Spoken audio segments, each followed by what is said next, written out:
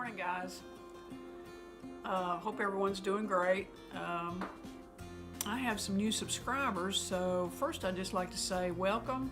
And my name is Deborah. I'm 60 years old, and I lost 49 pounds last year, actually within about 10 months eating a ketogenic diet.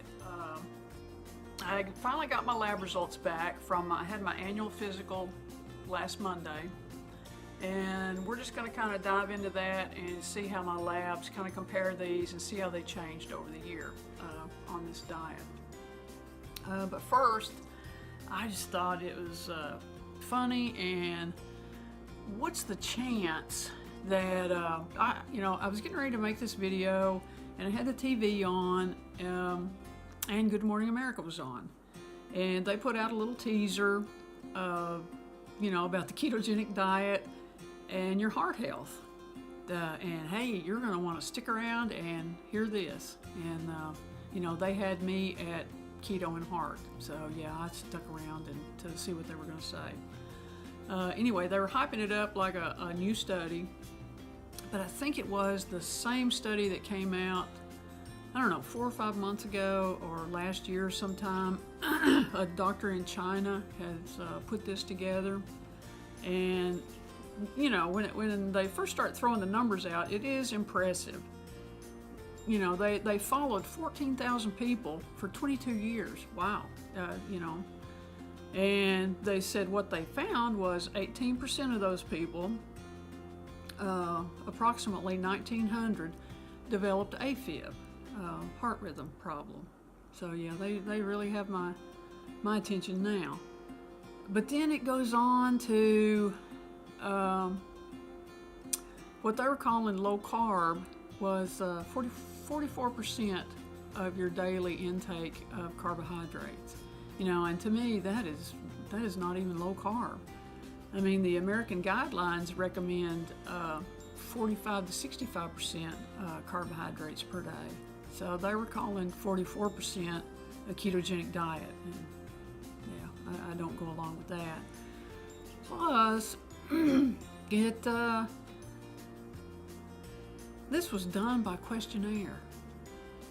To me, that is in no way a scientific study. I mean, I think they filled out the questionnaire, in the beginning when they all started out, and then like 15 years later, they mailed them a questionnaire again. I wouldn't even put this out there.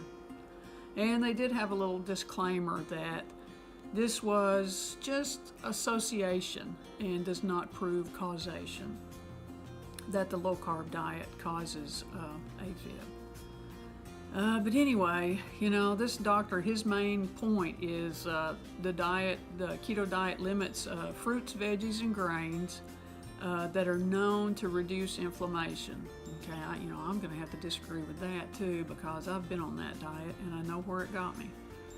And this doctor is, he's supposed to present these findings later on this month at the American College of Cardiology's annual scientific session in New Orleans.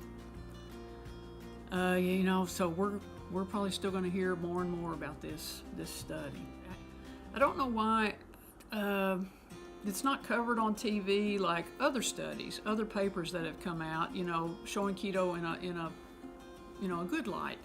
I know Verta Health, which the researchers there are Stephen Finney and Jeff Volek, and Dr. Sarah Hallberg, and they actually lay eyes on the patients. They come into a clinic, and I want to say they even controlled their food. So that is more of a study than a questionnaire to me.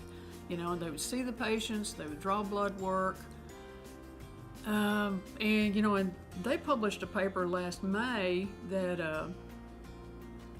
showed how they reversed people's type 2 diabetes, and also as far as cardiovascular health, the keto diet improved 22 of 26 markers for cardiovascular disease.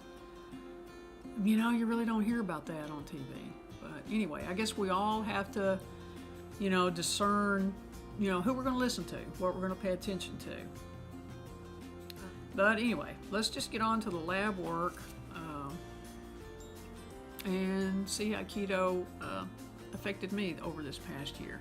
Okay, so this is, now I'm sorry, this is printed so small and so light.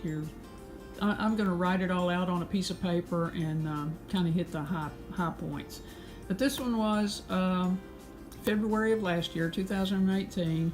This was in August when my doctor took me off of one of my blood pressure meds.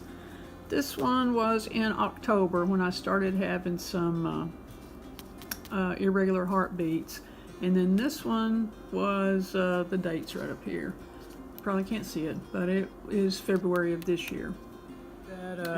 February was Heart Health Month, and the little hospital here in town offered the CAC test for $50. So anyway, I'm pleased with my numbers. I'm not really upset about the new study that was on TV this morning. Y'all have a wonderful rest of the week and a wonderful weekend, and I'll talk to y'all later. Bye.